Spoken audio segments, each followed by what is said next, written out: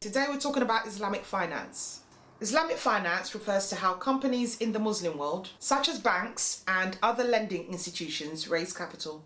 It also refers to the types of investments that are allowed via Islamic law, also known as Shariah law.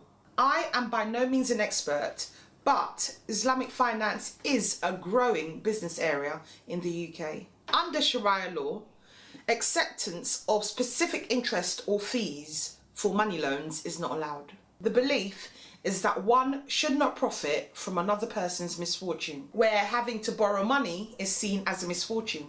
In mortgage terms, how does this work? Well, you would go out and choose a property through the normal means. When your offer is accepted, the bank you are borrowing from sells you the property at a higher price. You agree to repay the bank in equal installments over a set period. The amount you agree to pay back has nothing to do with base rates or other interest rates. It is an amount set and agreed from the outset. There are Shariah compliant mortgages under the government's Help to Buy scheme.